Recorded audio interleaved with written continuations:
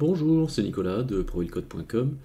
Alors dans cette vidéo, on va apprendre à créer soi-même ses propres chandeliers japonais avec la nouvelle instruction de la version 10.3 qui permet de créer des bougies. Donc on a un rendu plutôt sympa. Et puis en plus on peut créer soi-même n'importe quel indicateur avec une représentation avec des bougies. Donc voilà, on va faire le petit exercice. C'est parti. Alors, donc récemment sur le forum, on m'a posé une question, c'est-à-dire qu'il y a quelqu'un qui souhaitait réaliser un oscillateur, donc un indicateur technique de type oscillateur, mais avec une représentation du prix sous la forme des bougies du prix, donc pour pouvoir avoir un oscillateur donc avec la représentation en chandelier japonais. Donc la première chose à faire quand on crée un oscillateur, c'est de créer une échelle dynamique. Puisqu'on va créer un oscillateur borné, c'est-à-dire entre 0 et 100%, on pourrait faire une autre échelle, mais 0 et 100% c'était la question qui était demandée. Donc pour créer cette échelle dynamique, donc on a besoin de deux points, donc un point haut évidemment et un point bas, donc 0% et 100%. Donc là, en l'occurrence, ce qu'on avait fait, c'était rechercher les derniers plus hauts et les derniers plus bas sur un certain nombre de périodes, un peu comme un canal de Don-Chiant, hein, pour parler simplement, pour pouvoir créer cette échelle dynamique. Donc on va pouvoir le faire là, tiens, on va créer le canal de Don-Chiant, comme ça on aura la représentation graphique tout simplement. On va créer une variable période, donc on va prendre les 50 dernières périodes. On va chercher le dernier plus haut sur ces périodes, le dernier plus bas sur 50 dernières périodes, et on va les retourner sur le graphique, comme ça on les aura. Donc ici on va l'ajouter sur le graphique du prix, voilà, comme ça sera beaucoup plus visuel. Le voici. Donc on a bien le dernier plus haut et le dernier plus bas sur les 50 dernières périodes. Donc voilà, donc on va créer un nouvel indicateur technique. C'est parti, donc on va l'appeler chandelier, hein, oscillateur chandelier.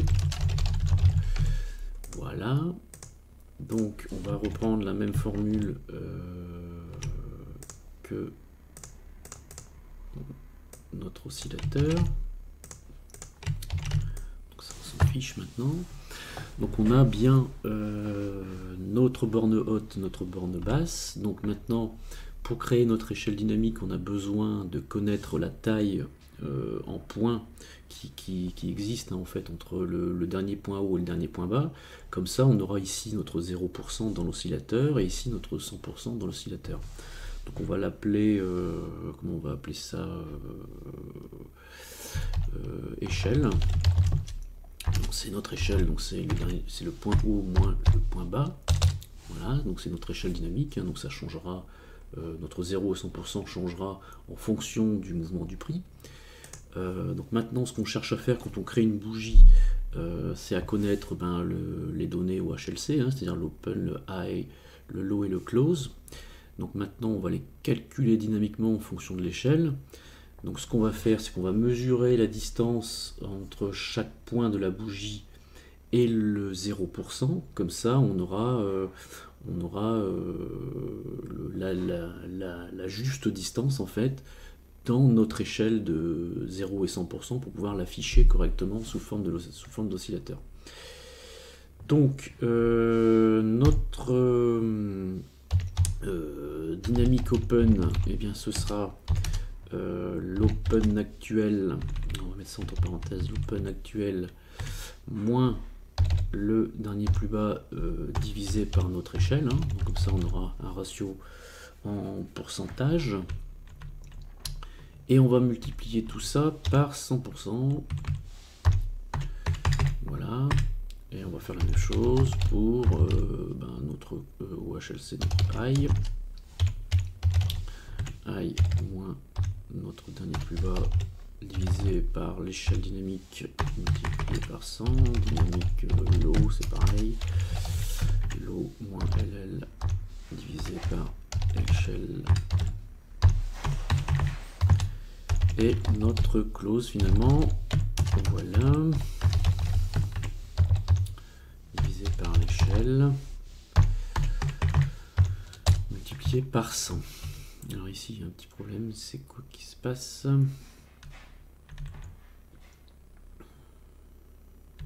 Oui, je ne sais pas pourquoi je ferme ici ma parenthèse. Alors, une fois qu'on a ça, on a donc forcément nos 4 données au HLC pour construire notre propre bougie. Donc on va la rendre sur le graphique avec la nouvelle instruction drawCandle.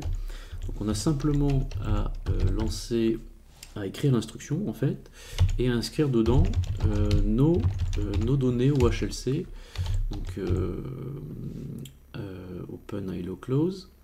Donc on va les reprendre ici, parce qu'on vient de calculer. Dynamic low, dynamic close. Voilà. Donc là, en théorie, on devrait rendre un indicateur voilà,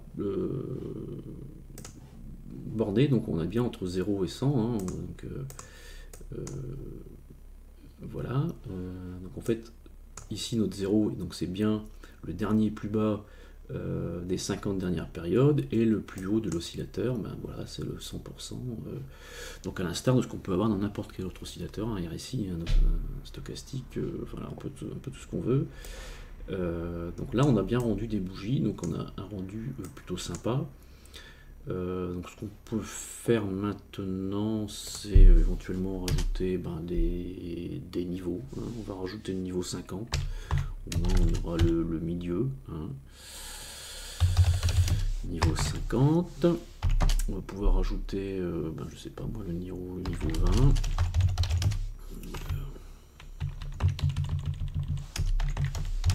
Et le niveau 80, comme on a l'habitude de le faire, comme c'est de coutume dans les oscillateurs. Voilà, donc après bon, on peut changer tout ça, mettre des pointillés, par exemple. Et voilà, on crée notre oscillateur en chandelier avec la nouvelle instruction, donc c'est plutôt facile à faire. Et puis après, on peut modifier les périodes, on peut faire un peu ce qu'on veut. Voilà. Donc ce qui est intéressant, c'est que bon, on peut aussi éventuellement tracer des ratios de retracement par rapport à des derniers plus hauts, des derniers plus bas, avec des niveaux Fibonacci par exemple. Voilà, on peut faire un peu ce qu'on veut. On peut aussi créer des nouveaux indicateurs en ajoutant des moyennes mobiles, des croisements, des recherches de pin bar par exemple sur des niveaux importants pour tester des retours à la moyenne. Enfin, on peut faire plein de choses. Voilà, c'est tout pour cette vidéo. Écoutez, j'espère que vous avez appris des choses et que ça vous a plu. Donc à la prochaine. Salut!